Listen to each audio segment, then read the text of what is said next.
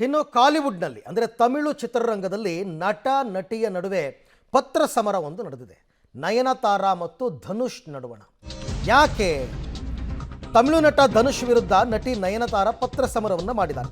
ಇನ್ಸ್ಟಾಗ್ರಾಮ್ನಲ್ಲಿ 3 ಪುಟಗಳ open letter ಬರೆದು challenge ಹಾಕಿದ್ದಾರೆ. ಕಾಲಿವುಡ್ನಲ್ಲಿ ಸೆನ್ಸೇಷನ್ ಕ್ರಿಯೇಟ್ ಮಾಡಿದ ಇಬ್ಬರ ಘರ್ಷಣೆ. ನಯನತಾರಾ ಬೆಂಬಲಕ್ಕೆ ಹಲವು ಕಾಲಿವುಡ್ ನಟಿಯರು ನಟರು ನಿಂತಿದ್ದಾರೆ. ಶ್ರುತಿ ಹಾಸನ್, ಏಕ್ತಾ ಕಪೂರ್, ಪಾರ್ವತಿ ಸೇರಿ. ವಿಚಾರ ಏನಂದರೆ, ನಯನತಾರಾ ಅವರು 2 ವರ್ಷದ ಹಿಂದೆ ಮದುವೆ ಆಗಿದ್ದರು. ಅವರ ಮದುವೆಯ ಆ ಕ್ಲಿಪ್ಪಿಂಗ್ಸ್ ಇರುತ್ತಲ್ಲ, ವಿಡಿಯೋ ಕ್ಲಿಪ್ಪಿಂಗ್ಸನ್ನು ನೆಟ್ಫ್ಲಿಕ್ಸ್ಗೆ ಅವರು ಮಾರಿದರು. ಆ ಕ್ಲಿಪ್ಪಿಂಗ್ಸ್ನಲ್ಲಿ ಇವರು ವಿಘ್ನೇಶ್ ಶಿವನ್ ಅವರ ನಿರ್ಮಾಣದ ನಾನ್ ರೌಡಿ ಧಾನ್ ಸಿನಿಮಾದ ಒಂದು 3 ಸೆಕೆಂಡ್ ಕ್ಲಿಪ್ ಮ್ಯೂಸಿಕನ್ನು ಬಳಸ್ಕೊಂಡಿದ್ದಾರೆ. ಧನುಷ್ ಆ ಸಿನಿಮಾದ ಪ್ರೊಡ್ಯೂಸರ್ ನನಗೆ 10 ಕೋಟಿ ಪರಿಹಾರ ಕೊಡಿ ಅಂತ ಕೂತಿದ್ದಾರೆ. ನನ್ನ ಸಿನಿಮಾದ 3 ಸೆಕೆಂಡ್ ಕ್ಲಿಪ್ಪಿಂಗ್ಸನ್ನು ಬಳಸ್ಕೊಂಡಿರೋದಕ್ಕೆ. ಓಕೆ, ನೋಡೋಣ ಮಾಹಿತಿ ಏನು ಅಂತ. ನಯನತಾರಾ ಮದುವೆ ವಿಡಿಯೋ ಡಾಕ್ಯುಮೆಂಟ್ರಿಗೆ ಧನುಷ್ ನಿರ್ಮಾಣದ ಚಿತ್ರದ ಹಾಡನ್ನು ಬಳಕೆ ಮಾಡಿದ್ದಾರೆ. ಯಾವುದು? ನಾನ್ ರೌಡಿ ಧಾನ್ ಅಂತ. ವಿಘ್ನೇಶ್ ಶಿವನ್ ನಿರ್ದೇಶನದ ನಯನತಾರಾ ನಟನೆಯ ನಾನ್ ರೌಡಿ ಧಾನ್ ಚಿತ್ರದ ಇದನ್ನು ಬಳಕೆ ಮಾಡಿದ್ದಾರೆ, ಹಾಡನ್ನು ಬಳಕೆ ಮಾಡಿದ್ದಾರೆ. ಇದೇ ಚಿತ್ರದಲ್ಲಿ ನಟಿಸುವಾಗಲೇ ವಿಘ್ನೇಶ್ ಶಿವನ್ ಮತ್ತು ನಯನತಾರಾ ನಡುವೆ ಪ್ರೀತಿಯಾಗಿತ್ತು. ಅವ್ರಿಗೊಂದು ಭಾವನಾತ್ಮಕವಾದ ನಂಟಿತ್ತು ಆ ಸಿನಿಮಾ ಬಗ್ಗೆ. 2 ವರ್ಷದ ಹಿಂದೆ ನಡೆದ ಮದುವೆ ಆಲ್ಬಮ್ ರೈಟ್ಸನ್ನು ನೆಟ್ಫ್ಲಿಕ್ಸ್ಗೆ ಈ ದಂಪತಿ ಕೊಟ್ಟಿದ್ದರು, ಅವರ ಮದುವೆಯ ಆಲ್ಬಮನ್ನು. ಮದುವೆ ಎಪಿಸೋಡ್ ಟ್ರೈಲರ್ನಲ್ಲಿ ನಾನ್ ರೌಡಿ ಧಾನ್ ಚಿತ್ರದ 3 ಸೆಕೆಂಡ್ ಹಾಡನ್ನು ಬಳಕೆ ಮಾಡಿದ್ದಾರೆ. ಇದೇ ಕಾರಣಕ್ಕೆ ನಯನತಾರಾ ವಿರುದ್ಧ 10 ಕೋಟಿ ಪರಿಹಾರ ಮೊತ್ತವನ್ನು ಕೊಡಬೇಕು ಅಂತ ಲೀಗಲ್ ನೋಟಿಸ್ ಕಳಿಸ್ಬಿಟ್ಟಿದ್ದಾರೆ ಧನುಷ್ ವರ್ತನೆಯನ್ನು ಖಂಡಿಸಿ ಕಾನೂನು ಹೋರಾಟಕ್ಕಿಳಿದಿದ್ದಾರೆ ನಟಿ ನಯನತಾರಾ.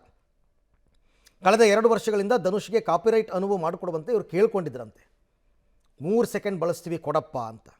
ನಾನ್ ರೌಡಿ ಧಾನ್ ನಟನೆಗೆ ಸ್ಟೇಟ್ ಅವಾರ್ಡ್ ಕೂಡ ಪಡ್ಕೊಂಡಿದ್ದರು ನಯನತಾರಾ.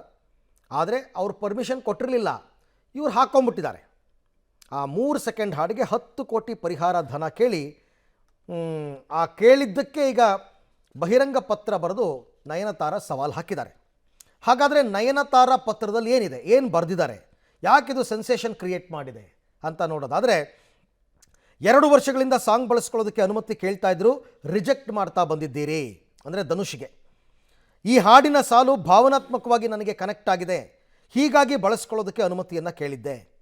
ಅನುಮತಿ ಕೇಳಿದ್ರೂ ರಿಜೆಕ್ಟ್ ಮಾಡಿ ಈಗ 10 ಕೋಟಿ ಪರಿಹಾರವನ್ನು ಕೇಳಿದ್ದೀರಿ, ಇದು ಯಾವ ನ್ಯಾಯ?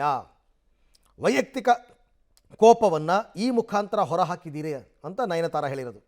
ನಿಮ್ಮದೇ ನಿರ್ಮಾಣದ ಚಿತ್ರನಟನಿಗೆ ಉತ್ತಮ ನಟಿ ಪ್ರಶಸ್ತಿಯೂ ನನಗೆ ಸಿಕ್ಕಿದೆ. ನಿರ್ಮಾಪಕನಾಗಿರುವ ನಿಮಗೆ ಚಿತ್ರದಲ್ಲಿ ತೊಡಗಿರುವ ಎಲ್ಲರನ್ನೂ ನಿಯಂತ್ರಿಸುವ ಹಕ್ಕು ಇದೆಯೇ ಅಂತ ಪ್ರಶ್ನೆ ಮಾಡ್ತಾರೆ. ದೇವರ ನ್ಯಾಯಾಲಯದಲ್ಲಿ ನನಗೆ ನ್ಯಾಯ ಸಿಗುತ್ತೆ.